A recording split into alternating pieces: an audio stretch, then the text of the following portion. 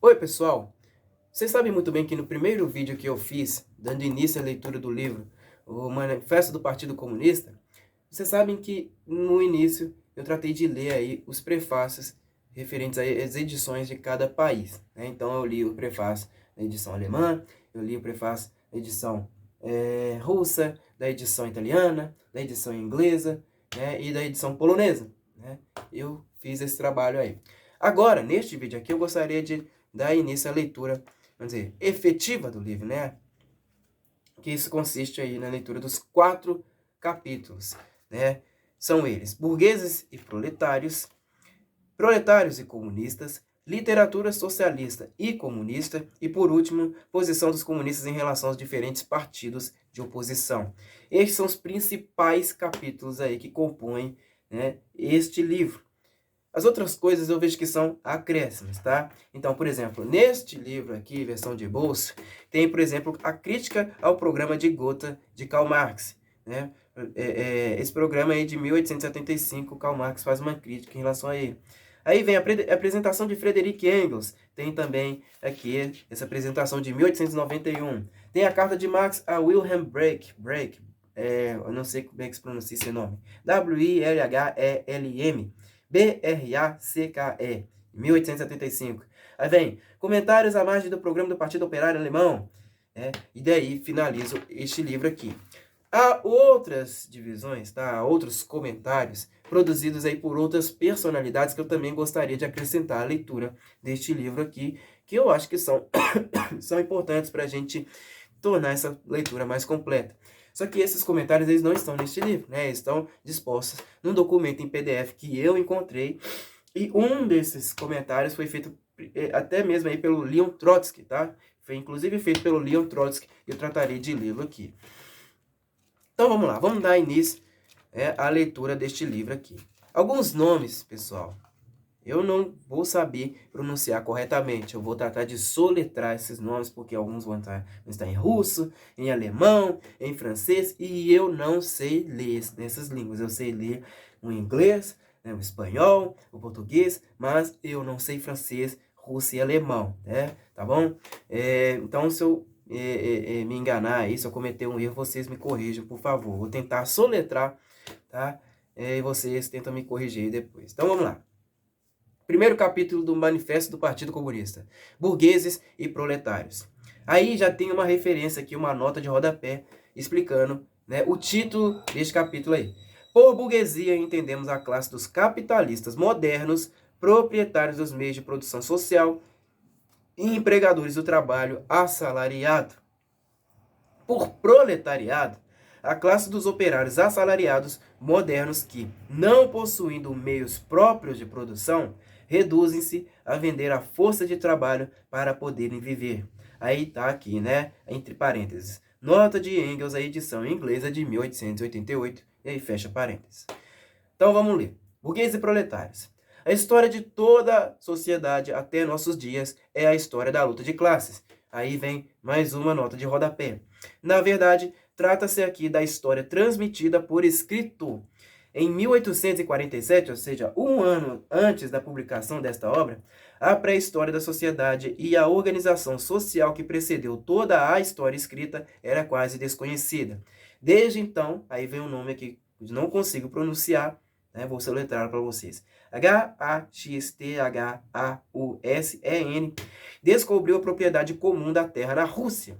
Aí vem um outro nome. Maurrer demonstrou qual era o fundamento social de onde historicamente se oriundam todos os ramos germânicos e progressivamente descobriu-se que comunas rurais com propriedade coletiva da terra foram a forma primitiva da sociedade da Índia à Irlanda.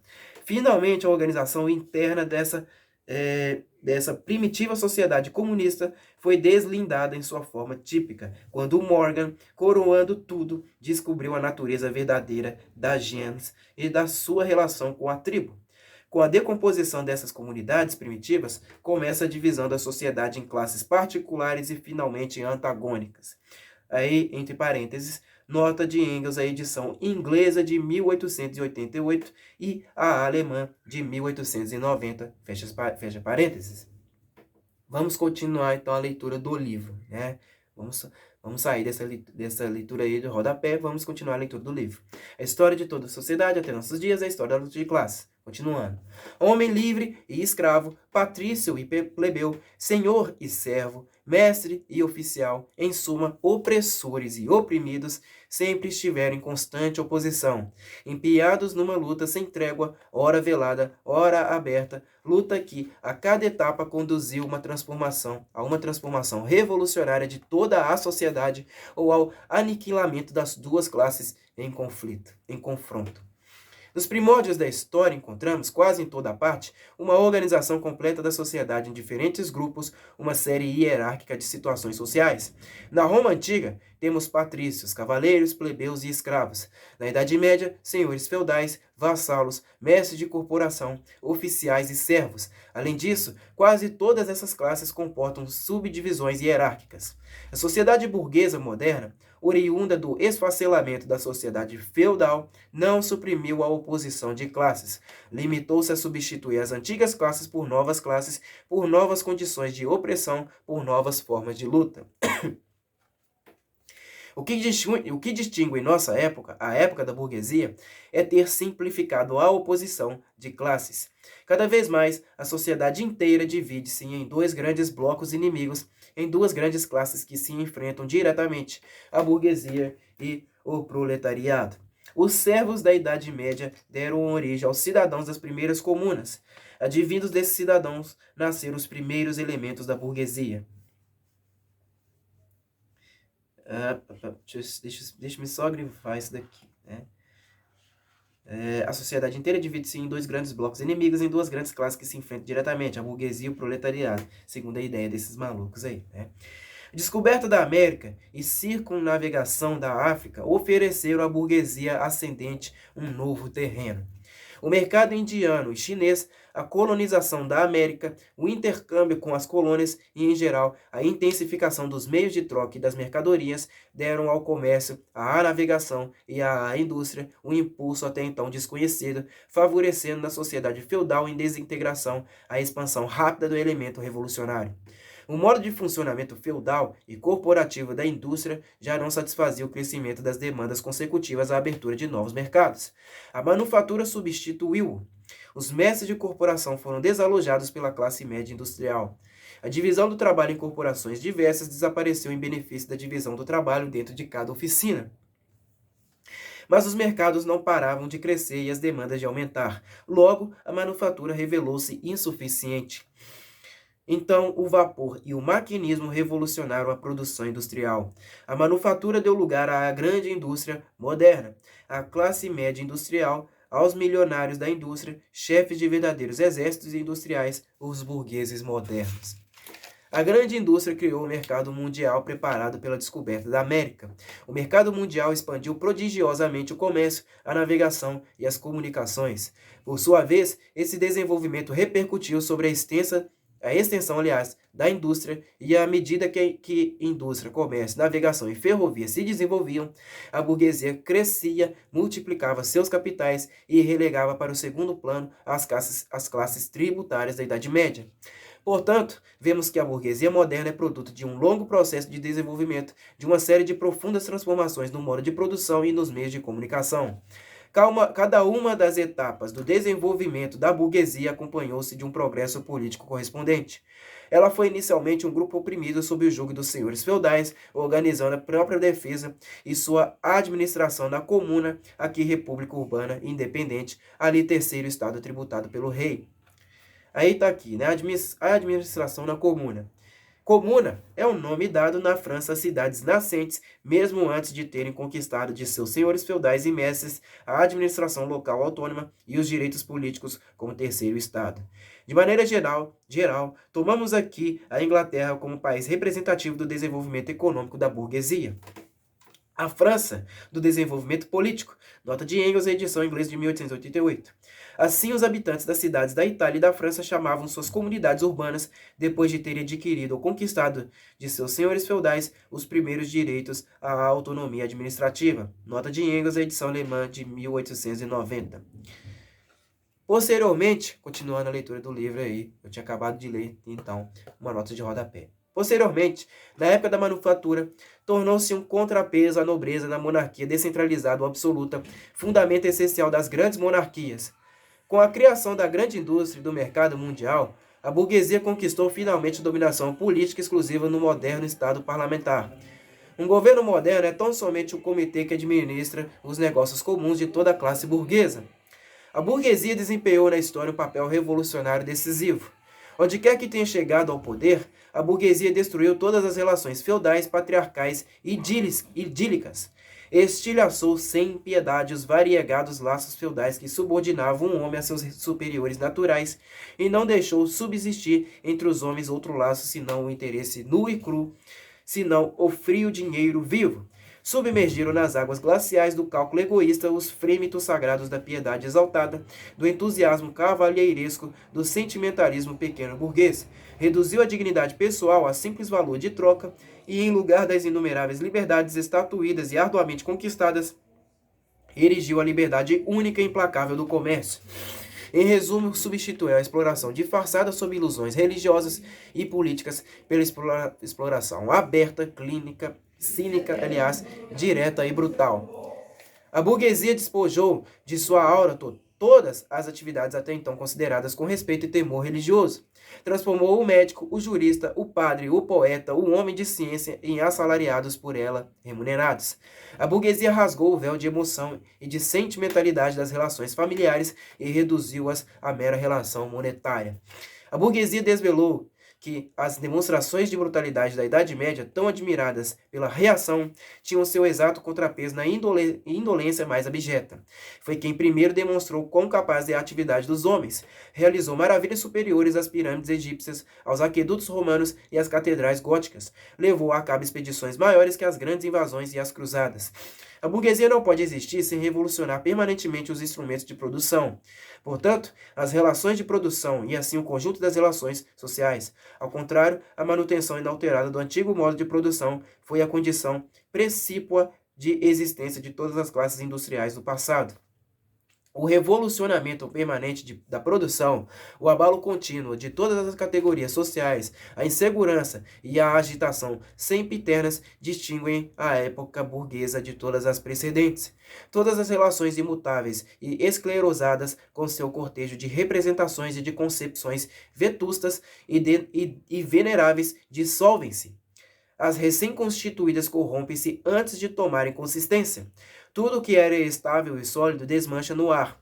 Tudo que era sagrado é profanado, e os homens são obrigados a encarar com olhos desiludidos seu lugar no mundo e suas relações recíprocas. Pressionada pela necessidade de mercados sempre mais extensos para seus produtos, a burguesia conquista a terra inteira. Tem que imiscuir-se em toda a parte, instalar-se em toda a parte, criar relações em toda a parte. Pela exploração do mercado mundial, a burguesia tornou cosmopolita a produção e o consumo de todos os países. Para grande pesar dos reacionários, retirou da indústria a sua base nacional. As antigas indústrias nacionais foram aniquiladas e ainda continuam a ser nos dias de hoje. São suplantadas por novas indústrias cuja introdução se torna uma questão de vida ou de morte para todas as nações civilizadas. Essas indústrias não empregam mais matérias-primas locais, mas matérias-primas provenientes das mais longínquas regiões, e seus produtos acabados não são mais consumidos somente in loco, mas em todas as partes do mundo ao mesmo tempo. As antigas necessidades, antes satisfeitas pelos produtos locais, dão lugar a novas necessidades que exigem para sua satisfação produtos dos países e dos climas mais remotos. A autossuficiência e o isolamento regional e nacional de outrora deram lugar a um intercâmbio generalizado, a uma interdependência geral entre as nações. Isso vale tanto para as produções materiais quanto para as intelectuais. Os produtos intelectuais de cada nação tornam-se um bem comum. O espírito nacional tacanho e ilimitado torna-se cada dia mais inviável, e da soma das literaturas nacionais e regionais cria-se uma literatura mundial. Pelo rápido desenvolvimento de todos os instrumentos de produção, pelas comunicações infinitamente facilitadas, a burguesia impere todas as nações, mesmo as mais bárbaras, para a torrente da civilização. Os preços baixos de suas mercadorias são a artilharia pesada que derriba todas as muralhas da China, que obriga os bárbaros xenófobos mais renitentes a capitularem. obriga todas as nações, sob pena de arruinarem-se, a adotarem um modo de produção burguesa. Obriga-as a introduzir em seu seio a chamada civilização, isto é, compele-as a tornarem-se burguesas. Em suma, plasmam o mundo à sua própria imagem. A burguesia submeteu o campo à dominação da cidade, criou cidades tentaculares, aumentou maciçamente a população das cidades em relação à dos campos e, portanto, arrancou uma parte expressiva da população do embrutecimento da vida rural. Criou cidades tentaculares, aumentou maciçamente a população das cidades em relação à dos campos e, portanto, arrancou uma parte expressiva da população do embrutecimento da vida rural. E tal como subordinou campo e cidade, tornou dependentes os países bárbaros ou semibárbaros dos países civilizados, os povos agrícolas dos povos burgueses, o Oriente do Ocidente. A burguesia controla cada vez mais a dispersão dos meios de produção, da propriedade e da população. Aglomerou a população, centralizou os meios de produção e concentrou a propriedade em poucas mãos. A consequência inevitável disso foi a centralização política. Províncias independentes, apenas federadas com interesses, leis, governos, sistemas alfandegários diferentes, foram reunidas em uma só nação, em um só governo, em um só código de lei, em um só interesse nacional de classe, em uma só fronteira alfandegária. Em apenas um século de sua dominação de classe, a burguesia criou forças de produção mais imponentes e mais colossais que todas as gerações precedentes reunidas. O domínio das forças naturais, o maquinismo, as aplicações da química, a indústria e a agricultura, a navegação a vapor, as ferrovias, o telégrafo, o desbravamento de continentes inteiros, a canalização de rios, o aparecimento súbito de populações. Em que século anterior se poderia prever que tais forças produtivas cochilavam no seio do trabalho social? Portanto, vimos que os meios de produção e de troca que serviram de base à formação da burguesia foram gerados na sociedade feudal. Em certo estágio do desenvolvimento desses meios de produção e de troca, as condições em que a sociedade feudal produzia e intercambiava, a organização feudal da agricultura e da manufatura, em suma, as condições da propriedade feudal deixaram de corresponder às forças produtivas já desenvolvidas. Entravam a produção em vez de a incrementarem. Transformaram-se em meros grilhões, era preciso arrebentá-los, e assim sucedeu. Foram substituídas pela livre concorrência, com a organização social e política pertinente, com a supremacia econômica e política da classe burguesa. Diante de nossos olhos, desenrola-se um movimento análogo. As relações burguesas de produção e de troca, as relações burguesas de propriedade, a sociedade burguesa moderna que gerou, como por encanto, meios de produção e de troca tão poderosos, assemelha-se ao feiticeiro que já não consegue dominar as potências demoníacas que evocaram. Há dezenas de anos, a história da indústria e do comércio é tão somente a história da revolta das modernas forças produtivas contra as relações modernas de produção, contra as relações de propriedade, que são as condições de existência da burguesia e de sua dominação. Basta citar as crises comerciais que, em sua periódica recorrência, colocam em perigo de forma sempre mais ameaçadora a existência de toda a sociedade burguesa. As crises comerciais aniquilam regularmente grande parte não somente dos produtos existentes, mas também das forças produtivas já criadas. Nas crises eclode uma epidemia social que teria parecido um contrassenso a todas as épocas anteriores, a epidemia da superprodução. A sociedade vê-se bruscamente de volta a um estado de barbárie momentânea.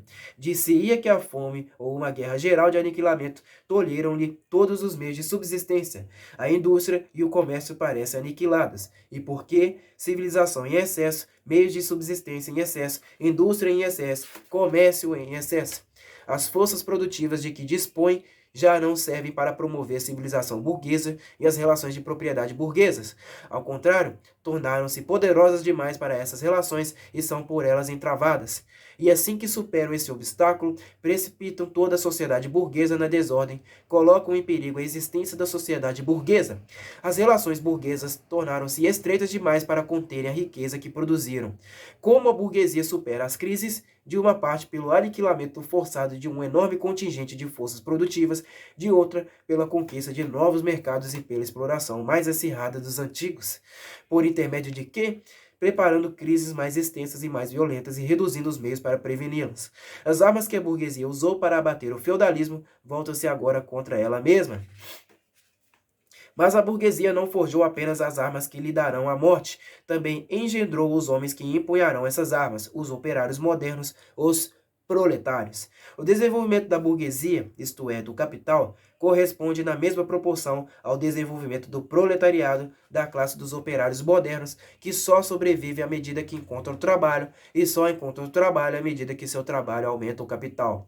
Esses operários compelidos a venderem-se a retalho são uma mercadoria como qualquer outro artigo do comércio e, portanto, estão igualmente sujeitos a todas as vicissitudes da concorrência, a todas as flutuações do mercado. Com a extensão do maquinismo e da divisão do trabalho, o trabalho perdeu todo o caráter de autonomia e assim todo atrativo para o operário. Este torna-se um simples acessório da máquina. Só lhe exige o gesto mais simples, mais monótono, mais fácil de aprender. Portanto, os custos que o operário gera limitam-se aproximadamente apenas aos meios de subsistência de que necessita para manter-se e reproduzir-se. Ora, o preço de uma mercadoria, aliás, e portanto também do trabalho, é igual a seus custos de produção. Mentira, tá? Por conseguinte, à medida que o trabalho se torna mais repugnante, o salário decresce. Deixa eu até grafar isso aqui, né? O preço de uma mercadoria portanto, também do trabalho é igual a seus custos de produção. Por conseguinte, à medida que o trabalho se torna mais repugnante, o salário decresce. Nossa Senhora. Mais ainda, à medida que o maquinismo e a divisão do trabalho aumentam, cresce também a massa do trabalho, seja pelo aumento do trabalho exigido em determinado lapso de tempo, seja pela aceleração do movimento das máquinas, etc. A indústria moderna transformou a pequena oficina do mestre artesão patriarcal na grande fábrica do capitalismo industrial. Contingente de operários, apinhados da fábrica, são organizados de forma militar. São colocados como soldados rasos da indústria, sob o controle de uma hierarquia completa de suboficiais e de oficiais. Não são apenas os servos da classe burguesa, do Estado burguês. São, a cada dia, a cada hora, avassalados pela máquina, pelo fiscal, pelo próprio burguês industrial. Esse despotismo é tanto mais mesquinho, mais odioso, mais exasperante, quanto mais abertamente proclama que seu fim último é o lucro. Quanto menos habilidade e força física o trabalho manual requer, mais a indústria moderna desenvolve-se, mais o trabalho dos homens é desalojado pelo das mulheres e das crianças. Diferenças de sexo e de idade já não têm valor social para a classe operária. Restam apenas instrumentos de trabalho cujo custo varia em função da idade e do sexo. Depois de ser suficientemente explorado para... Ai, meu Deus, é o mesmo discurso que os socialistas carregam hoje, né? Depois de ser suficientemente explorado para que se lhe pague um salário em dinheiro líquido, o operário torna-se presa de outros membros da burguesia, o proprietário, o comerciante, o penhorista, etc. As pequenas classes médias antigas, pequenos industriais, comerciantes, os que vivem de rendas, artesãos e camponeses, precipitam-se no proletariado, quer porque seu pequeno capital já não basta para empreendimentos da grande indústria, sucumbindo à concorrência dos capitalistas maiores, quer porque sua habilidade desvalorizou-se em consequência de novos modos de produção. Assim, o proletariado é recrutado em todas as classes da população. O proletariado passa por diversas etapas de desenvolvimento. Sua luta contra a burguesia começa com o nascimento. Inicialmente, operários entram em luta isoladamente. Em seguida, operários de uma mesma fábrica. Depois, operários de um setor industrial em um mesmo local, contra um mesmo burguês que os explora diretamente. Dirigem seus ataques não somente contra as relações burguesas de produção, dirigem-nos também contra os próprios instrumentos de produção, destroem as mercadorias estrangeiras concorrentes, quebram máquinas, é o tal do ludismo, né? Incendiam fábricas, procuram reconquistar a posição desaparecida do artesão medieval. Nesse estágio, os operários formam uma massa dispersa em todo o país, dividida pela concorrência.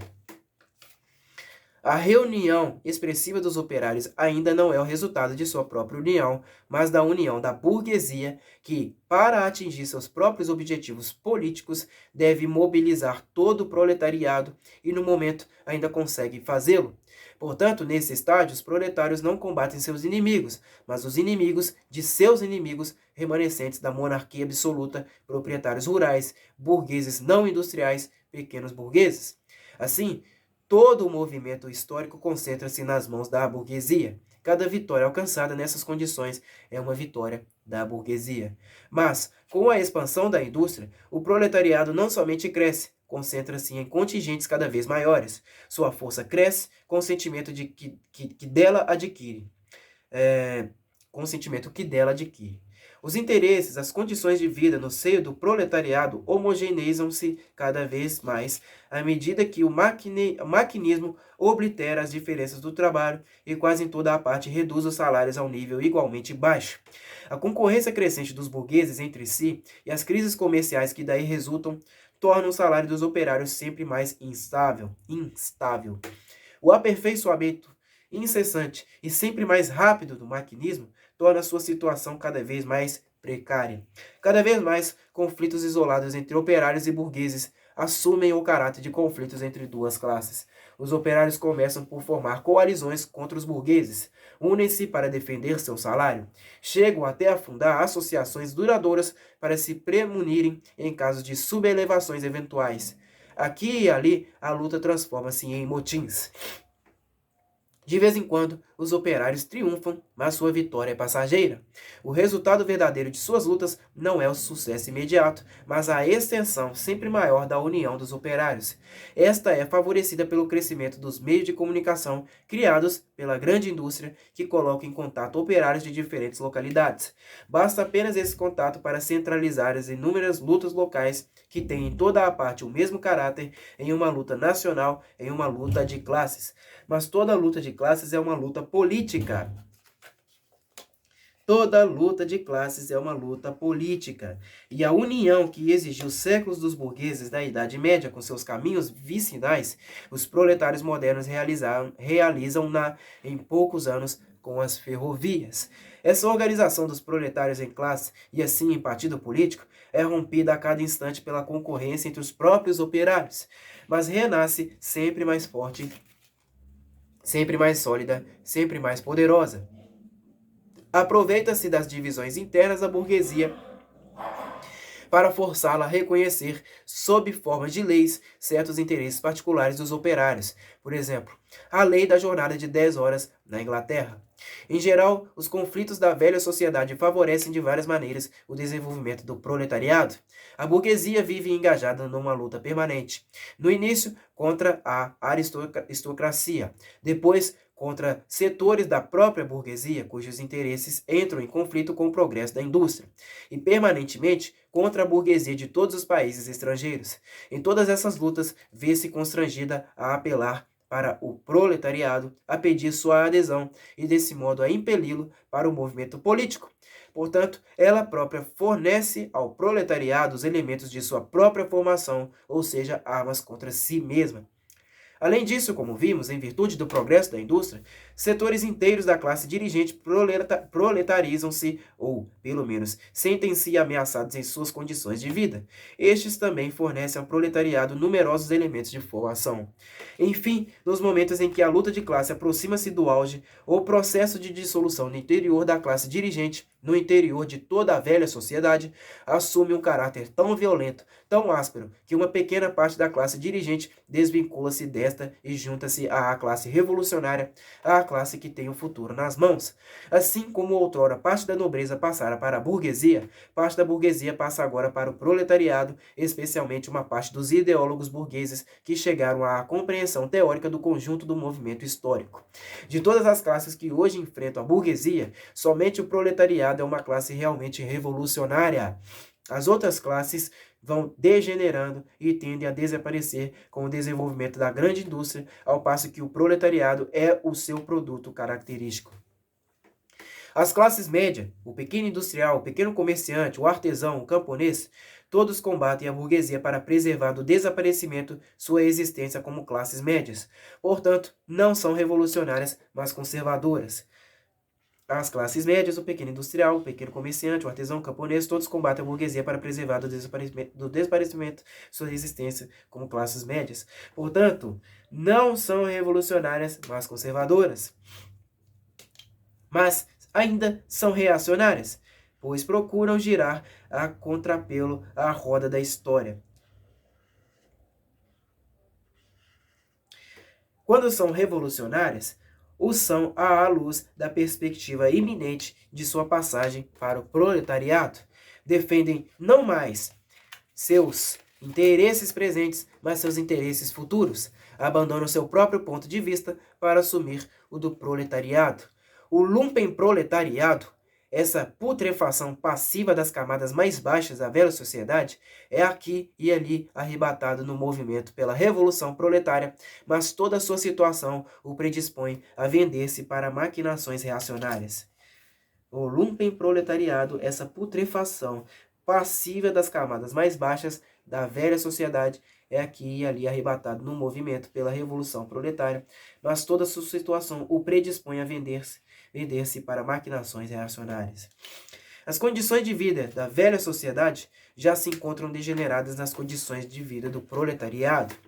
O proletário não possui nada. Suas relações com a mulher e os filhos não têm nada mais em comum com as relações familiares burguesas.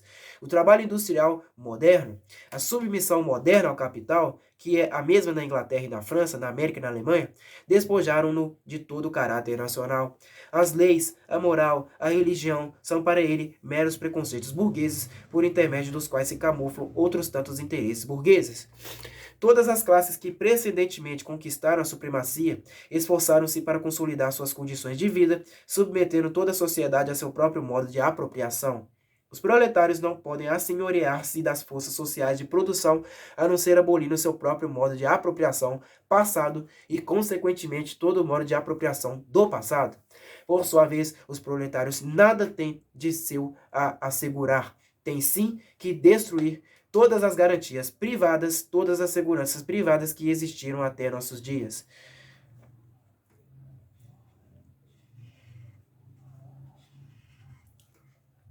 Todos os movimentos anteriores foram tão somente movimentos de minorias ou no interesse de minorias. O movimento proletário é um movimento independente da imensa maioria no interesse da imensa maioria. O proletariado, a camada mais baixa da sociedade atual, não pode erguer-se, recuperar-se, sem estilhaçar toda a superestrutura de estratos que constituem a sociedade oficial. Aqui. O proletariado, a camada mais baixa da sociedade atual, não pode erguer-se e recuperar-se sem estilhaçar toda a superestrutura de estratos que constitui a sociedade oficial. Ou seja, é o tal do ideário revolucionário, né? Pela forma e não pelo conteúdo, a luta do proletariado contra a burguesia é, em primeiro lugar, nacional. Evidentemente, o proletariado de cada país deve acertar as contas com sua própria burguesia. Descrevendo as fases mais gerais do desenvolvimento do proletariado, seguimos a guerra civil mais ou menos latente do bojo da sociedade atual até a hora em que ela irrompe em uma revolução aberta e o proletariado lance as bases de sua dominação pela derrubada violenta da burguesia.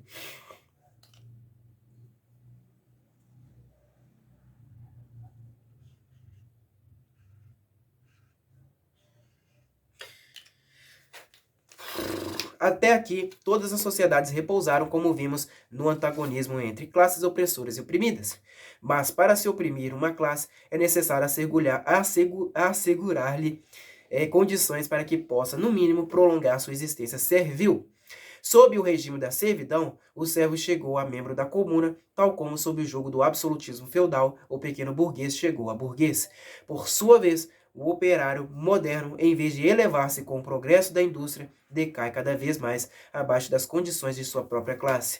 O operário transforma-se em indigente e a miséria cresce mais rápido do que a população e a riqueza. Evidencia-se assim claramente que a burguesia é incapaz de permanecer por mais tempo como classe dominante da sociedade e de impor-lhe como lei e como regra as condições de vida de sua classe. É incapaz de dominar, pois é incapaz de assegurar a seu escravo a própria existência no âmbito da escravidão, porquanto é compelida a precipitá-lo numa situação em que tem que alimentá-lo em vez de ser por ele alimentada. A sociedade não pode mais existir sob seu domínio, isto é, a existência da burguesia não é mais compatível com a sociedade. A condição essencial da existência e da supremacia da classe burguesa é a acumulação da riqueza nas mãos privadas, a formação e o incremento do capital. A condição de existência do capital é o trabalho assalariado.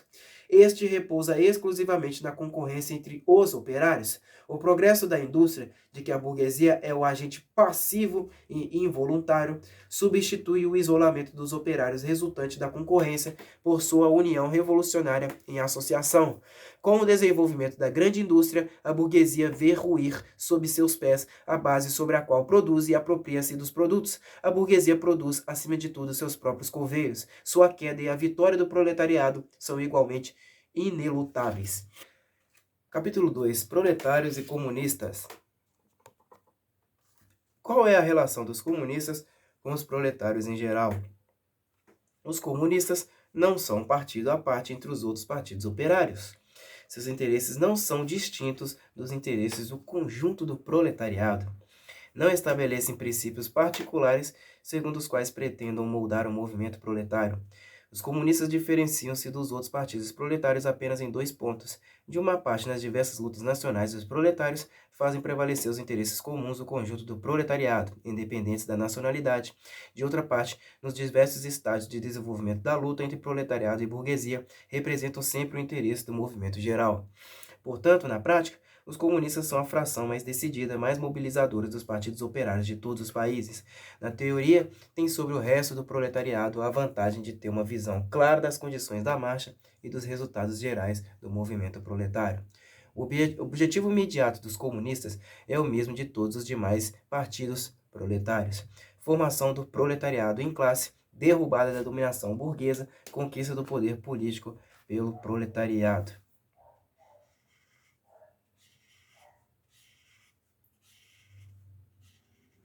As concepções teóricas dos comunistas não repousam de forma alguma em ideias, em princípios inventados ou descobertos por este ou por aquele reformador do mundo. São apenas a expressão geral das relações efetivas de uma luta de classes que existe de um movimento histórico que se processa diante de nossos olhos. A supressão das relações de propriedade existentes até hoje não é, de forma alguma, o caráter distintivo exclusivo do comunismo. Todas as relações de propriedade foram submetidas à contínua mudança da história, à sua contínua transformação. A Revolução Francesa, por exemplo, aboliu a propriedade feudal em benefício da propriedade burguesa. O que distingue o comunismo não é a supressão da propriedade em geral, mas a supressão da propriedade burguesa. Ora, a moderna propriedade burguesa é a última e mais consumada expressão da produção e da apropriação dos produtos, baseadas em antagonismo de classe, da exploração de uns por outros. Nesse sentido, os comunistas podem resumir suas teorias nesta única expressão: supressão da propriedade privada. Os comunistas podem resumir suas teorias nesta única expressão: supressão da propriedade privada. Nós, comunistas, temos sido criticados sob a alegação de que queremos suprimir a propriedade pessoal adquirida pelo trabalho individual, a propriedade que constituiria o fundamento de toda a liberdade, de toda a atividade, de toda a independência pessoal. A propriedade, fruto do trabalho, do esforço, do mérito pessoal, será que se está falando da propriedade do pequeno burguês, do pequeno camponês, forma de propriedade que precedeu a propriedade burguesa? Não precisamos suprimi-la. O desenvolvimento da indústria suprimiu-a e continua suprimindo-a diariamente. Ou então está se falando da moderna propriedade privada burguesa. Mas será que o trabalho assalariado, o trabalho do proletário, possibilita-lhe criar alguma propriedade? De forma alguma. Cria o capital, isto é, a propriedade que explora o trabalho assalariado e que só pode aumentar se gerar trabalho assalariado suplementar para explorá-lo de novo. A propriedade, na sua forma atual, gravita em torno da oposição entre capital e trabalho assalariado. Examinemos os 2 termos dessa oposição. Ser capitalista significa ocupar a produção de uma posição não somente pessoal, mas também social. O capital é um produto coletivo e só pode ser mobilizado pela atividade comum de inúmeros membros e, em última instância, apenas pela atividade de todos os membros da sociedade. Portanto, o capital não é uma força pessoal, é uma força social. Assim,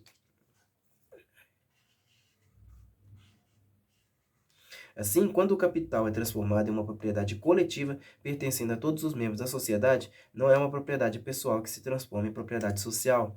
É apenas o caráter social da propriedade que se transforma. Esta perde seu caráter de classe. Vejamos o trabalho assalariado. O preço médio do trabalho assalariado é o salário mínimo, isto é, a soma dos meios de subsistência necessários para manter vivo o operário enquanto tal. O que o operário assalariado obtém por sua atividade é o estritamente necessário para garantir-lhe a sobrevivência. Não queremos de forma alguma suprimir essa apropriação pessoal dos produtos do trabalho necessários à reprodução da vida imediata, apropriação que não deixa nenhum benefício líquido que confira um poder sobre o trabalho alheio. Queremos apenas suprimir o caráter miserável dessa apropriação em que o operário só vive para aumentar o capital e só vive enquanto o exigem os interesses da classe dominante. Na sociedade burguesa, o trabalho vivo é apenas um meio para multiplicar o trabalho acumulado. Na sociedade comunista, o trabalho acumulado é apenas um meio para aumentar, enriquecer e fazer avançar a existência dos operários. Na sociedade burguesa, o passado domina o presente. Na comunista, o presente domina o passado. Na sociedade burguesa, o capital é independente e pessoal, ao passo que o indivíduo ativo não tem independência nem personalidade. A supressão dessas relações, a burguesia chama de supressão da personalidade e da liberdade. Com razão, trata-se efetivamente da supressão da personalidade, da independência e da liberdade burguesas. No bojo das atuais relações de produção burguesas, por liberdade entende-se a liberdade de comércio, a liberdade de compra e de venda. Mas se o comércio cessa, então cessa também o comércio livre.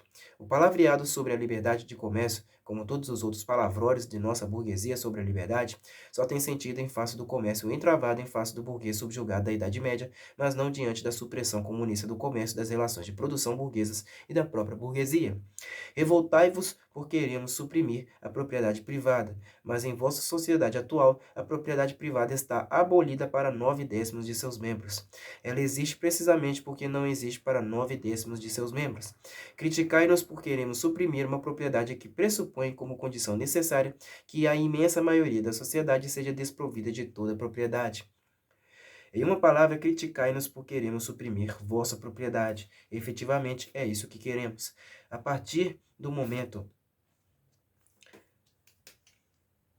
em uma palavra, criticai-nos por queremos suprimir vossa propriedade. Efetivamente, é isso que queremos. A partir do momento em que o trabalho não pode mais ser transformado em capital, em dinheiro, em renda fundiária, em resumo, em poder social suscetível de ser monopolizado, isto é, a partir do momento em que a propriedade pessoal não pode mais converter-se em propriedade burguesa, a partir desse instante, declarais que a individualidade está abolida. Portanto, confessais que por indivíduo não entendeis nada mais do que o burguês, o proprietário burguês. Efetivamente, semelhante indivíduo deve ser suprimido. O comunismo não retira de ninguém o poder de assenhorear-se dos produtos sociais, apenas retira o poder de se subjugar por tal apropriação, o trabalho alheio. Tem-se objetado que, com a supressão da propriedade privada, cessaria toda a atividade e se instalaria um ócio generalizado. Nesse caso, já há muito tempo, a sociedade burguesa teria perecido em virtude do ócio, pois os que nela trabalham não ganham e os que ganham não trabalham. Toda essa objeção reduz-se a tautologia. Não haverá mais trabalho assalariado quando não mais existir capital. Todas as críticas feitas ao modo comunista de apropriação e de produção dos produtos materiais foram estendidas à apropriação e à produção dos produtos intelectuais. Da mesma forma que para o burguês a supressão da propriedade de classe equivale à supressão da própria produção, a supressão da cultura de classe corresponde para ele à supressão da cultura em geral. A cultura cuja perda o português deplora é, para a imensa maioria dos homens, a sua transformação em máquinas. Mas não nos recrimineis, medindo a supressão da propriedade privada por vossas ideias burguesas de liberdade, de cultura, de direito, etc. Vossas ideias são produto de relações burguesas de produção e de propriedade, da mesma forma que vosso direito é apenas a vontade de vossa classe erigida em lei, vontade cujo conteúdo é determinado pelas condições materiais de vida de vossa classe. A concepção interesseira, pela qual transformais em leis eternas da natureza e da razão vossas relações de produção e de propriedade, a partir de relações históricas ultrapassadas no custo da produção, a compartilhais com todas as classes dominantes já desaparecidas. Aquilo que concebeis para a propriedade antiga, aquilo que concebeis para a propriedade feudal, não deveis mais conceber para a propriedade burguesa. Supressão da família. Até os mais radicais indignam-se com essa perigosa proposta dos comunistas.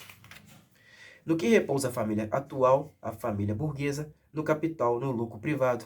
A família em sua plenitude existe apenas para a burguesia, mas encontra-se seu complemento na ausência forçada de família imposta aos proletários e na prostituição pública. A família do burguês desmorona evidentemente com o desmoronamento de seu complemento e ambas desaparecem com o desaparecimento do capital. Recriminai-nos por querermos suprimir a exploração das crianças pelos pais? Efetivamente, denunciamos esse crime. Mas dizeis que suprimimos as relações mais íntimas, substituindo a educação familiar pela educação social. Mas também vossa educação não está determinada pela sociedade, pelas relações sociais em que a realizais pela intromissão direta ou não da sociedade pelo viés da escola, etc. Os comunistas não inventam a ação da sociedade sobre a educação, apenas modificam-lhe o caráter, subtraindo a educação da influência da classe dominante. O palavreado burguês sobre a família e a educação, sobre a intimidade das relações entre pais e filhos, torna-se tanto mais repugnante quanto mais a grande indústria dilacera cada vez mais os laços familiares dos proletários e transforma as crianças em simples objetos de comércio e instrumentos de trabalho. Mas vós, comunistas, quereis introduzir a comunidade das mulheres, grita em uníssono toda a burguesia. O burguês vê em sua mulher um mero instrumento de produção. Ouve dizer que os instrumentos de produção serão explorados coletivamente e naturalmente só pode concluir que a sina das mulheres é serem colocadas em comum. Não imagina que se trata precisamente de suprimir para as mulheres o estatuto de meros instrumentos de produção. Aliás, não há nada mais ridículo do que essa indignação profundamente moral de nossos burgueses contra a comunidade das mulheres oficialmente instaurada pelo comunismo. Os comunistas não precisam introduzir a comunidade de mulheres. Esta quase sempre existiu. Nossos burgueses, não contentes com o fato de que mulheres e filhas de proletários estejam à sua disposição, para não falar da prostituição oficial, têm o maior prazer em seduzir as mulheres legítimas uns dos outros. Na realidade, o casamento burguês é a comunidade das mulheres casadas. No máximo, poder-se-ia recriminar os comunistas por quererem substituir uma comunidade de mulheres hipócrita e dissimulada por uma comunidade oficial e franca. Aliás, é óbvio que, com a supressão das atuais relações de produção, desaparece também a comunidade de mulheres dela resultante, isto é, a prostituição oficial e não oficial. Além disso, os comunistas foram recriminados por quererem suprimir a pátria, a nacionalidade. Os operários não têm pátria. Não se lhes pode tirar o que não tem. À medida que o proletariado deve primeiramente conquistar em seu benefício o poder político, erigir-se em classe nacional e constituir-se a si mesmo como nação, ele continua sendo nacional, mas nunca no sentido burguês do termo. As fronteiras nacionais e os antagonismos entre os povos tendem cada vez mais a desaparecer com o desenvolvimento da burguesia, com o livre comércio, com o mercado mundial, com a uniformização da produção industrial e com as condições de vida correspondentes. Com a supremacia do proletariado, desaparecerão ainda mais depressa. A unidade de ação do proletariado, pelo menos nos países civilizados, é uma das primeiras condições de sua emancipação. À medida que se suprime a exploração de um indivíduo por outro, suprime-se igualmente a exploração de uma nação por outra. Desaparecendo o antagonismo de classes no interior de uma nação, desaparece igualmente a hostilidade entre as nações. As acusações levantadas contra o comunismo em nome de princípios religiosos, filosóficos e ideológicos não merecem exame detalhado. Será necessário um exame mais profundo para compreender que, ao mudar as relações da vida dos homens, suas relações sociais, sua existência social, mudam também suas representações, suas opiniões e suas ideias, em suma, sua consciência? O que demonstra a história das ideias, senão que a produção espiritual se modifica com a transformação da produção material? As ideias dominantes de uma época sempre foram as ideias da classe dominante. Quando se fala de ideias que revolucionaram uma sociedade inteira, exprime-se com isso apenas o fato de que, no âmago da antiga sociedade, se engendraram os elementos de uma nova sociedade e que a dissolução das ideias antigas acompanha a dissolução das antigas relações sociais. Quando o mundo antigo iniciou seu declínio, as religiões antigas foram suplantadas pela religião cristã. Quando as ideias cristãs sucumbiram no século XVIII às ideias das luzes, a sociedade feudal tratava seu combate mortal. Quando as ideias cristãs sucumbiram no século XVIII às ideias das luzes, a sociedade feudal travava seu combate mortal contra a burguesia então revolucionária. As ideias de liberdade, de consciência e de religião exprimiam apenas no domínio do saber o reino da livre concorrência. dir-se-á, abre aspas, ideias religiosas, morais, filosóficas, políticas, jurídicas, etc., modificaram-se no curso do desenvolvimento histórico. A religião, a moral, a filosofia, a política e o direito mantiveram-se constantes no bojo dessa mudança. Além disso, há verdades eternas como liberdade, justiça, etc., que são comuns a todos os regimes sociais, mas o comunismo abole as verdades eternas, abole a religião e a moral em vez de lhes conferir nova forma. Portanto, contradiz todos os desenvolvimentos históricos ocorridos até hoje. Aqui se reduz essa acusação. A história de toda a sociedade até hoje gira em torno de oposições de classe que assumiram diversas formas nas diferentes épocas, mas qualquer que tenha sido a forma assumida, a exploração de uma parte da sociedade por outra é um fato comum a todos os séculos passados. Portanto, não é de se admirar que a consciência social de todos os séculos, apesar de toda a multiplicidade e de toda a diversidade, gravite em torno de certas formas comuns, em formas de consciência que só se dissolvem completamente com o desaparecimento total do antagonismo de classe. A Revolução Comunista é a ruptura mais radical com as relações tradicionais de propriedade. Não admira que no curso de seu desenvolvimento rompa radicalmente com as ideias tradicionais. Mas deixemos aqui as objeções da burguesia ao comunismo. Vimos anteriormente que o primeiro passo da Revolução Operária será a ascensão do proletariado à classe dominante e a luta pela democracia. O proletariado utilizará seu poder político para arrancar pouco a pouco todo o capital da burguesia, para centralizar todos os instrumentos de produção nas mãos do Estado, isto é, do proletariado organizado como classe dominante, e para aumentar o mais rapidamente possível o contingente das forças de produção. Naturalmente, isso só pode acontecer de início mediante intervenções despóticas no direito de propriedade e nas relações de produção burguesas, isto é, através de medidas que parecem economicamente insuficientes e insustentáveis, mas que superam a si próprias no desenrolar do movimento e são indispensáveis para revolucionar todo o modo de produção. Certamente essas medidas diferirão nos diferentes países. Entretanto, no que toca aos países mais desenvolvidos de um modo geral, podem se aplicar as medidas seguintes. 1. Expropriação da propriedade fundiária e utilização da renda resultante para as despesas do Estado. 2. Imposto acentuadamente progressivo. 3. Supressão do direito de herança. 4. Confisco da propriedade de todos os emigrantes e rebeldes. 5. Centralização do crédito nas mãos do Estado por meio de um banco nacional com capital estatal e monopólio exclusivo. 6. Centralização de todos os meios de transporte nas mãos do Estado.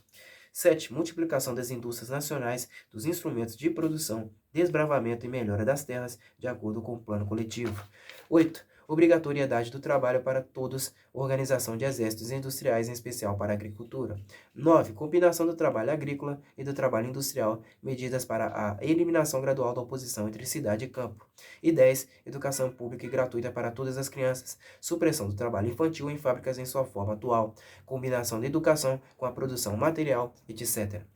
Uma vez que desaparecerem as diferenças de classe no curso do desenvolvimento e toda a produção concentrar-se nas mãos de indivíduos associados, o poder público perderá seu caráter político. Em sentido próprio, o poder público é o poder organizado de uma classe para a opressão de outra. Se o proletariado em sua luta contra a burguesia deve necessariamente unificar-se em uma classe única, se, em decorrência de uma revolução, ele se converte em classe dominante, e, como classe dominante, suprimir pela violência as antigas relações de produção, suprimirá automaticamente, juntamente com essas relações de produção, as condições de existência da oposição de classe e, por esse viés, as classes em geral, e com isso sua própria dominação de classe. No lugar da antiga sociedade burguesa com suas classes e oposições de classe, surge uma associação em que o livre desenvolvimento de cada um é a condição para o livre desenvolvimento de todos. Capítulo 3. Literatura socialista e comunista. O socialismo reacionário. A. O socialismo feudal. Por sua posição histórica, as aristocracias francesa e inglesa estavam fadadas a escrever libelos contra a sociedade burguesa moderna. Na Revolução Francesa de julho de 1830, no movimento reformador inglês, sucumbiram uma vez mais à revista odiada. Já não podiam travar uma luta política séria. Restava-lhes apenas a luta literária. Mas também no plano literário, a velha fraseologia do tempo da restauração se tornará impossível. Para angariar simpatia, a aristocracia devia fingir que perdia de vista seus próprios interesses e formulava sua acusação contra a burguesia apenas o interesse da classe operária explorada. Portanto, arrogou-se o direito de zombar em canções de seu novo amo e murmurar-lhe ao ouvido profecias carregadas de ameaças. Assim nasceu o socialismo feudal. Metade lamento, metade panfleto, metade eco do passado, metade ameaça do futuro, por vezes acertando a burguesia no alvo, mediante uma condenação amarga, espiritualmente mordaz, mas sempre ridícula por sua total incapacidade de compreender a marcha da história moderna. Empunharam, à guisa de bandeira, a trouxa de mendigo do proletário para conclamar o povo à sua volta. Mas todas as vezes que este dispunha-se a segui-las, divisava-lhes nas costas os velhos brasões feudais e então se dispersava com gargalhadas insolentes. Uma parte dos legitimistas franceses e a jovem Inglaterra brilharam nesse espetáculo. Quando os senhores feudais demonstraram que seu modo de exploração era diferente do modo de exploração burguesa, esquecem-se simplesmente que exploravam em condições e circunstâncias completamente diferentes e já caducas. Quando provam que, sob sua dominação, o proletariado moderno não existia, esquecem-se simplesmente que a burguesia moderna é justamente um rebento necessário de sua ordem social. Aliás, dissimulam tão mal o caráter reacionário de sua crítica que sua acusação principal contra a burguesia repousa precisamente no fato que, sob o regime desta, desenvolveu-se uma classe que vai estilhaçar toda a antiga ordem social. Criticam a burguesia mais por ter engendrado um proletariado revolucionário do que por ter simplesmente dado origem ao proletariado. Eis porque, em sua prática política, participam de todas as medidas repressivas contra a classe operária e, na vida corrente, contentam-se, apesar de toda a fraseologia pomposa, em recolher os pomos de ouro de árvore da indústria e em cambiar fidelidade, amor e honra pelo comércio de lã, beterraba e álcool.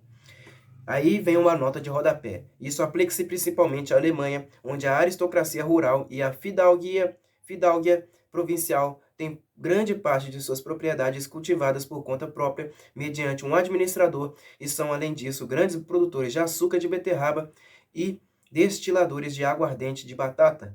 A aristocracia inglesa, mais abastada, não decaiu tanto, mas também sabe como se pode compensar o declínio da renda, emprestando o nome a promotores de sociedades acionárias mais ou menos suspeitas. Nota de Engels, a edição inglesa de 1888. Da mesma forma que os padres sempre caminharam de mãos dadas com os senhores feudais, o socialismo clerical caminha lado a lado com o socialismo feudal. Nada é mais fácil do que dar ao ascetismo cristão um verniz socialista. Também o cristianismo não se elevou contra a propriedade privada, contra o casamento, contra o Estado? Não pregou em seu lugar a caridade, a mendicidade, o celibato, a mortificação da carne, a vida monástica e a igreja? O socialismo cristão é apenas a água benta com que o padre consagra o rancor dos aristocratas. B. O socialismo pequeno burguês. A aristocracia não é a única classe derrubada pela burguesia, não é a única classe cujas condições de vida na sociedade burguesa moderna se deterioram e decaíram. Se deterioraram e decaíram.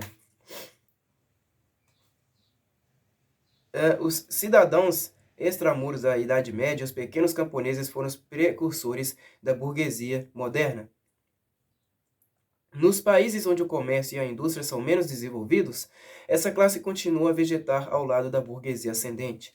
Nos países onde a civilização moderna se desenvolveu, formou-se uma nova pequena burguesia que oscila entre o proletariado e a burguesia.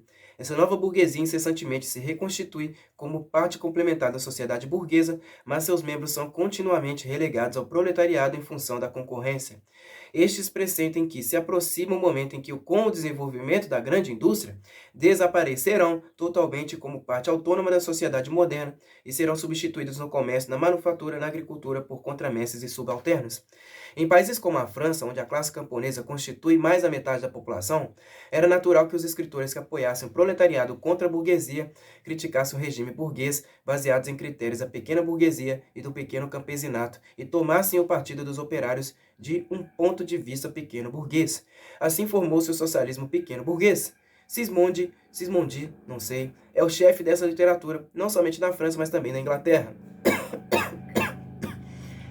Esse socialismo analisou com a maior acuidade as contradições das relações de produção, desmascarou os artifícios hipócritas dos economistas, demonstrou de maneira cabal os efeitos destrutivos do maquinismo e da divisão do trabalho, a concentração dos capitais e da propriedade fundiária, a superprodução, as crises, o declínio inevitável dos pequenos burgueses e dos pequenos camponeses, a miséria do proletariado, a anarquia na produção, a desproporção gritante na distribuição das riquezas, as guerras de extermínio industrial entre as nações, a dissolução dos costumes antigos, das relações familiares antigas, das nacionalidades antigas.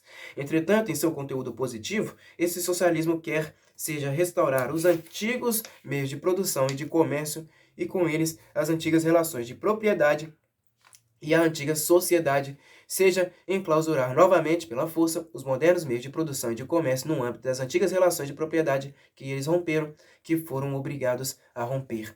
Em ambos os casos, esse socialismo é simultaneamente reacionário e utópico. Sistema corporativo nas fábricas e sistema patriarcal no campo são suas últimas palavras. Em seu desenvolvimento ulterior, essa tendência dissipou-se numa ressaca covarde. C. O socialismo alemão ou, abre aspas, verdadeiro, fecha aspas. A literatura socialista e comunista francesa, gerada sob a opressão de uma burguesia dominante, expressão literária da luta contra essa dominação, foi introduzida na Alemanha precisamente no momento em que a burguesia deflagrava sua luta contra o absolutismo feudal. Filósofos, semifilósofos e belos espíritos alemães apropriaram-se avidamente dessa literatura, esquecendo-se de que a emigração desses escritos não se acompanhou da emigração das condições de vida francesas para a Alemanha. À luz das condições alemãs, a literatura francesa perdia toda a sua significação imediatamente prática e assumia um caráter puramente literário. Aparecia forçosamente como uma especulação ociosa sobre a verdadeira sociedade, sobre a realização da natureza humana. Assim, para os filósofos alemães do século XVIII, as reivindicações da primeira Revolução Francesa tinham apenas o sentido de reivindicações da razão prática em geral, e a manifestação da vontade da burguesia revolucionária francesa significava, a seus olhos, apenas as leis da vontade pura, tal como deve ser da vontade verdadeiramente humana. O trabalho dos literatos alemães constitui exclusivamente em colocar as novas ideias no diapasão de sua velha consciência filosófica, ou antes em apropriar-se das ideias francesas partindo de seu próprio ponto de vista filosófico. Essa apropriação ocorreu da mesma forma que, em geral, se apropria de uma língua estrangeira, pela tradução. Sabe-se que os monges recobriram os manuscritos em que se consignavam as obras clássicas da antiguidade pagã com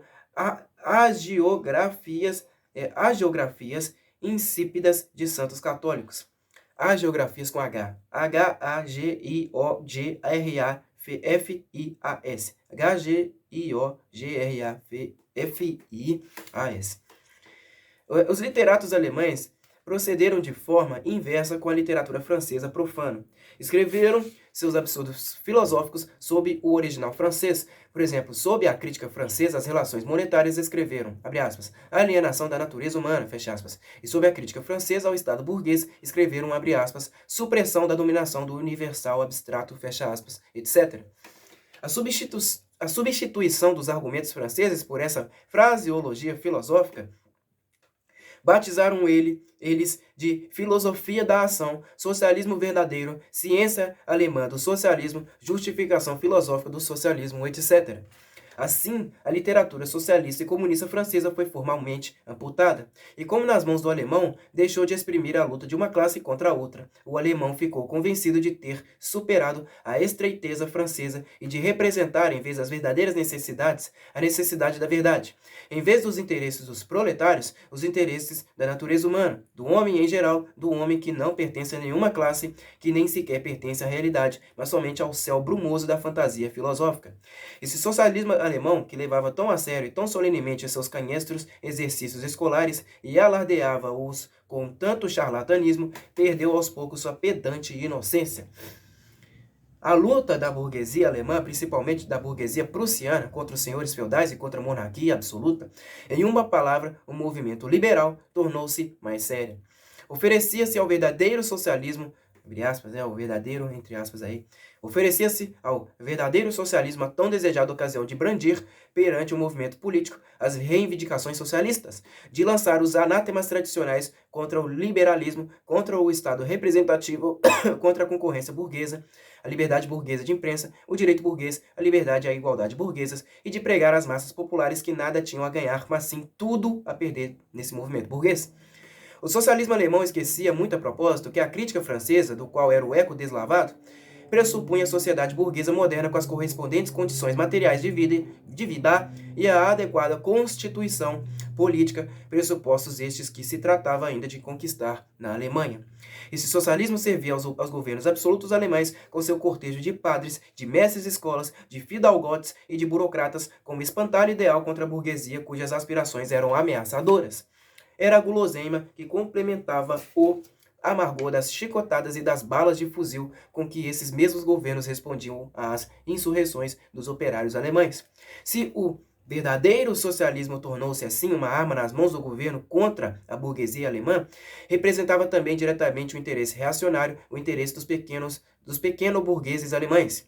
Na Alemanha, a pequena burguesia tributária do século XVI, e que desde então não cessa de emergir sob diversas formas, constitui a verdadeira base social da ordem estabelecida. Mantê-la significa manter a ordem estabelecida na Alemanha. A supremacia industrial e política da burguesia engendra na pequena burguesia o temor do declínio inexorável, de um lado pela concentração do capital, de outro pela ascensão de um proletariado revolucionário. Aos pequeno-burgueses, o verdadeiro socialismo pareceu matar dois coelhos com uma cajadada só. Propagou-se como uma epidemia. A roupa, teia de aranha tecida de especulações, bordada com as belas flores da retórica, impregnada de orvalho sentimental, carregada de amor, essa roupagem de uma exuberância toda espiritual com que os socialistas alemães vestiram todas suas verdades eternas, raras e desencarnadas, só fez aumentar o escoamento de sua mercadoria para esse público. Por sua vez, o socialismo alemão reconhecia cada vez mais sua vocação, grande e eloquente representante dessa pequena burguesia. Ele proclamou como modelo a nação alemã e o pequeno burguês alemão. Atribuiu a todas as infâmias deste um sentido oculto, superior, socialista, que significava o seu oposto. Foi consequente até o fim ao opor-se diretamente à tendência brutalmente destrutiva do comunismo e ao assinalar que pairava com imparcialidade acima de todas as lutas de classe. Com raríssimas exceções, tudo o que circula na Alemanha como escritos pretensamente socialistas e comunistas pertence ao âmbito dessa literatura suja e debilitante. Aí vem uma nota de rodapé. A tempestade revolucionária de 1848 varreu toda essa tendência sórdida e tirou de seus representantes a vontade de continuar a brincar de socialismo. O representante principal e o tipo clássico dessa tendência é Karl Grun, não sei como é que se pronuncia. G-R-U, tem uma trema no U, N. Não sei se é Green. Nota de Engels, a edição alemã de 1890. Parte 2. O socialismo conservador ou burguês. Uma parte da burguesia deseja remediar as anomalias sociais a fim de garantir a manutenção da sociedade burguesa. Pertence a essa fração economistas, filantropos, humanitários, agentes melhoradores da situação das classes trabalhadoras, organizadores de obras beneficentes, protetores de animais, fundadores de ligas anti-alcoólicas, reformadores ocasionais, os mais diversos. Citemos, por exemplo, a filosofia da miséria de Proudhon. Os burgueses socialistas almejam as condições de vida da sociedade moderna sem as lutas e perigos necessariamente decorrentes. Almejam a sociedade atual, eliminando, porém, os elementos de revolução e de dissolução. Almejam a burguesia sem o proletariado. Evidentemente, a burguesia concebe o mundo onde reina como o melhor dos mundos. O socialismo burguês elabora essa representação consoladora em sistemas mais ou menos completos. Quando exorta o proletariado a realizar esses sistemas para entrar na Nova Jerusalém, no fundo exige somente que este se limite à atual sociedade, renunciando às representações odiosas que dela faz. Uma segunda forma menos sistemática e mais prática desse socialismo procurou inspirar a classe operária desdém por todo o movimento revolucionário, demonstrando-lhe que aquilo que lhe pode ser útil não é esta ou aquela mudança política, mas somente uma mudança das condições materiais de vida, das condições econômicas. Mas por mudança das condições materiais de vida, esse socialismo não entende, de forma alguma, a supressão das relações burguesas de produção, que só é possível pela via revolucionária, mas reformas administrativas que se realizam com base nessas relações de produção, portanto, que nada alteram na relação entre capital e trabalho assalariado, mas no melhor dos casos, reduzem para a burguesia o ônus de sua dominação e simplificam-lhe o orçamento de Estado. O socialismo burguês só atinge sua expressão adequada quando se torna uma simples figura retórica. Livre comércio no interesse da classe trabalhadora. tarifas protecionistas no interesse da classe trabalhadora, prisão celular no interesse da classe trabalhadora. Eis as últimas palavras do socialismo burguês, as únicas ditas a sério. O socialismo da burguesia consiste precisamente na afirmação que os burgueses são burgueses no interesse da classe trabalhadora. Parte 3. O socialismo e o comunismo crítico utópicos. Não falamos aqui da literatura que em todas as grandes revoluções modernas exprime as reivindicações do proletariado, escritos de Babeuf, etc. B-A-B-E-U-F.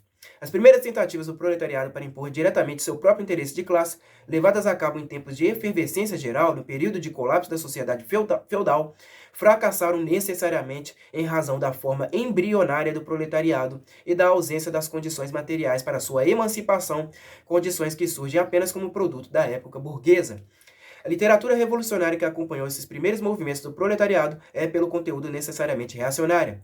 Prega um ascetismo geral e um igualitarismo grosseiro.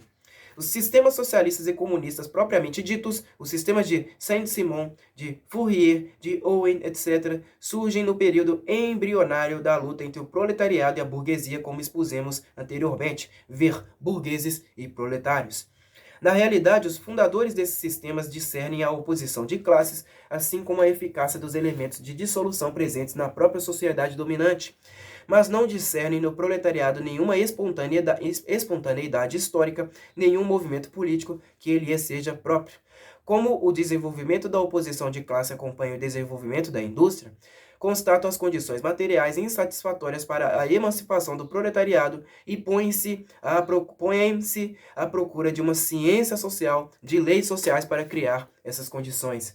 A atividade social deve dar lugar à sua atividade inventiva pessoal, às condições históricas da emancipação às condições fantasiosas, a organização progressiva do proletariado em classe a uma organização social aumentada por eles próprios. A história futura do mundo resume-se para eles na propaganda e na implementação de seus planos de sociedade. Não resta dúvida de que estão convictos de defenderem seus planos principalmente o interesse da classe trabalhadora enquanto classe mais sofredora. O proletariado não existe para eles senão sob o aspecto de classe mais sofredora. Mas a forma embrionária da luta de classes, assim como sua própria situação social, levam-nos a considerarem-se muito acima desse antagonismo de classe. Querem melhorar a situação de todos os membros da sociedade, mesmo a dos mais favorecidos. Assim, apelam constantemente para o conjunto da sociedade, sem distinção e de preferência à classe dominante. Com efeito, basta compreender o sistema deles para nele reconhecer o melhor plano possível para a melhor sociedade possível. Eis porque rejeitam toda a ação política, principalmente toda a ação revolucionária. Querem atingir seu objetivo mediante vias pacíficas e tentam, pela força do exemplo, desbravar caminho para um novo evangelho social mediante experiências em pequena escala, evidentemente fadadas ao fracasso. Essa descrição mirabolante da sociedade futura, feita num momento em que o proletariado ainda encontra-se totalmente embrionário e, consequentemente, tem ainda uma representação fantasiosa de sua própria situação, nasce da primeira aspiração instintiva dos fundadores desses sistemas a uma transformação geral da sociedade. Mas esses escritos socialistas e comunistas comportam igualmente elementos críticos, atacam todos os fundamentos da sociedade estabelecida, por isso produziram um material de extremo valor para abrir a mente dos operários. Suas proposições positivas sobre a sociedade futura, por exemplo, a supressão do antagonismo cidade/campo, da família, do lucro privado, do trabalho assalariado, o anúncio da harmonia social, a transformação do Estado em simples administrador da produção. Todas essas proposições exprimem simplesmente o desaparecimento do antagonismo de classe que só agora começa a desenvolver-se e que esses autores conhecem tão somente em suas primeiras formas imprecisas e indeterminadas. Essas proposições têm ainda um sentido puramente utópico. O alcance do socialismo e do comunismo crítico-utópicos é inversamente proporcional ao desenvolvimento histórico. À medida que a luta de classes se desenvolve e se configura, a fantasia de pairar acima da própria luta, de combatê-la, perde todo o valor prático, toda justificação teórica. Portanto, se os autores desses sistemas foram revolucionários em muitos aspectos, seus discípulos constituem sempre seitas reacionárias. Diante da revolução histórica do proletariado, obstinam-se em manter as velhas concepções de seus mestres. Portanto, procuram embotar de novo a luta de classes e conciliar os antagonismos. Continuam a sonhar com uma tentativa de realização de suas utopias sociais, criação de falancérios isolados, fundação de colonies, não sei se pronuncia assim, COLONIES, tá em inglês, mas eu não sei pronunciar essa palavra em inglês, tá? Vou até marcar aqui para eu saber depois. Estabelecimento de uma pequena Icária, edição em formato reduzido da Nova Jerusalém, e para edificar esses castelos de cartas foram obrigados a fazer apelo à filantropia dos corações e dos cofres dos burgueses. Progressivamente, caem na categoria dos socialistas reacionários ou conservadores descritos acima, e deles se distinguem apenas por um pedantismo mais sistemático, pela fé supersticiosa e fanática nos efeitos miraculosos de sua ciência social. Por isso, opõem-se obstinadamente a todo o movimento político dos operários, movimento que só poderia decorrer da cega descrença que estes manifestam em relação ao novo evangelho. Os owenistas na Inglaterra e os fourieristas na França reagem respectivamente contra cartistas e reformistas.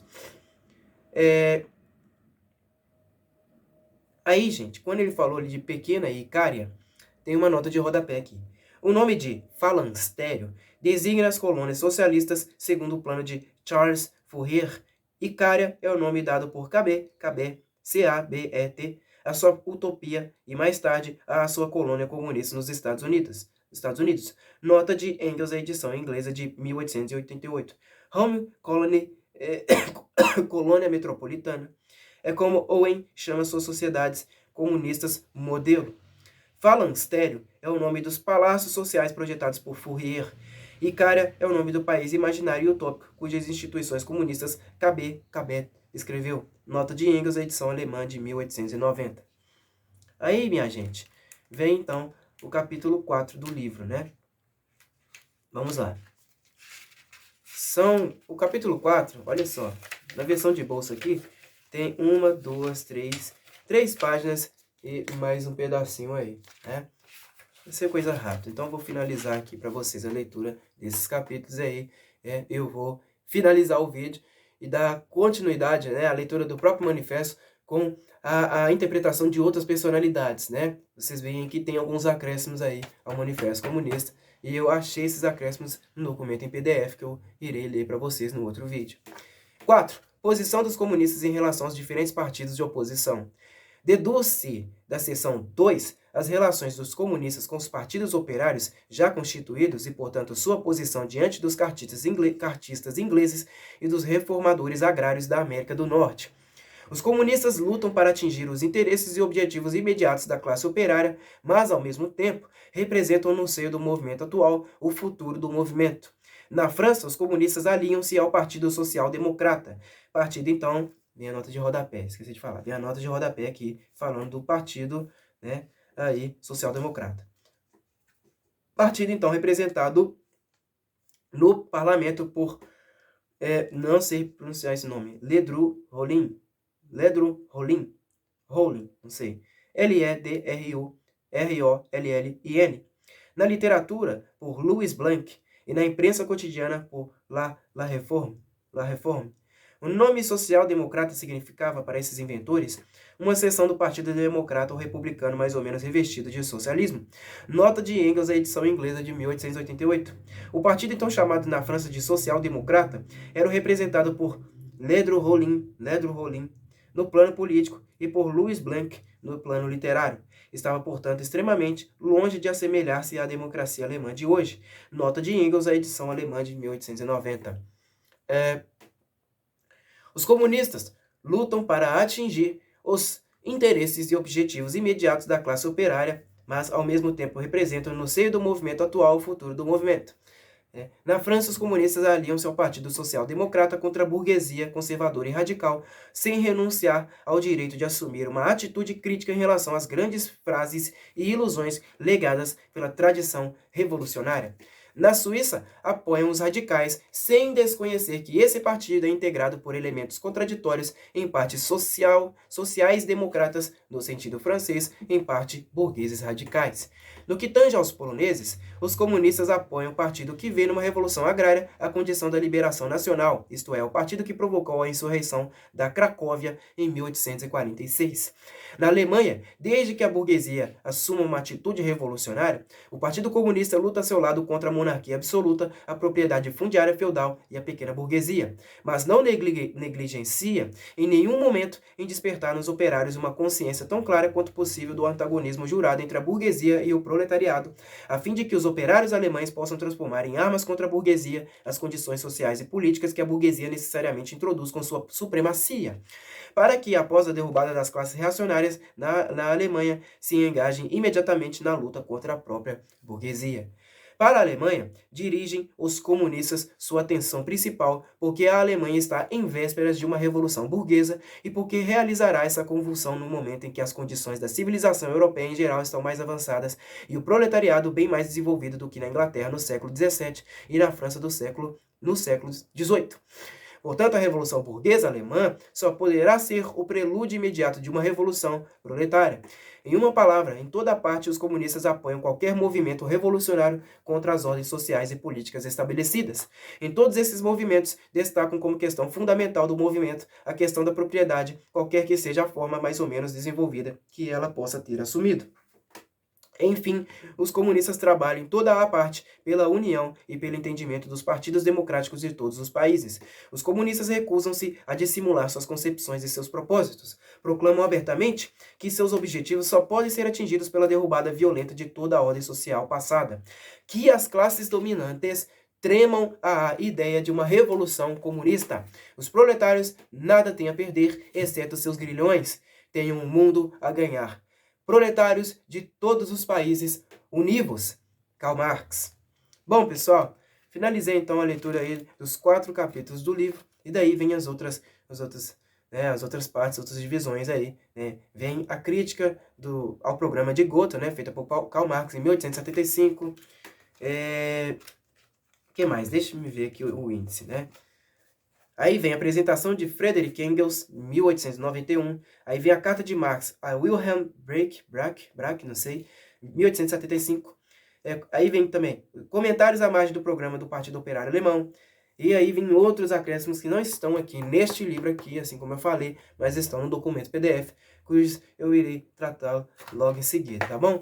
Muito obrigado a todos vocês que me acompanharam na leitura deste livro até aqui, tá? Manifesto é um livro curtinho mesmo. O que o deixa grande são essas coisas que entram, né, que dão consistência ao manifesto, que era um panfleto, na verdade é essa. Então vem os comentários, vem outras cartas e tudo mais que dão aí o corpo ao manifesto, e por isso que eu deixo um pouco mais denso. Mas é isso daí, de verdade. Eu espero que vocês tenham gostado desse vídeo, de verdade mesmo, tá? Se inscrevam no canal se você não é inscrito, curta esse vídeo, compartilhe no máximo de pessoas possível, comentem o que vocês acharam, né, o que eu preciso melhorar, me deem sugestões de livros, né, eu gosto de ler livros de tudo quanto é tipo, tá? Livros da esquerda, livros da direita, né, porque eu acho que é assim que eu vou aprendendo, né, vendo aí todos os lados, né, das coisas. Eu pretendo ler mais livros também, minha gente, da literatura brasileira, tá? Eu quero ler Os Sertões, tá? Eu quero ler vários e vários livros aí do Machado de Assis. Eu pretendo trazer essas leituras aí para vocês, tá? De outros autores também, não só o Machado, mas de outros autores, tá? O próprio Euclides da Cunha. Eu quero ler essa de Queiroz. Eu tô tentando achar os livros dele, mas assim, eu não tô podendo gastar muito dinheiro agora não, mas eu quero muito realizar a leitura desses livros aí, tá? Então, é isso daí. Eu espero que vocês tenham gostado. Muito obrigado a todos vocês, de coração, e até a próxima.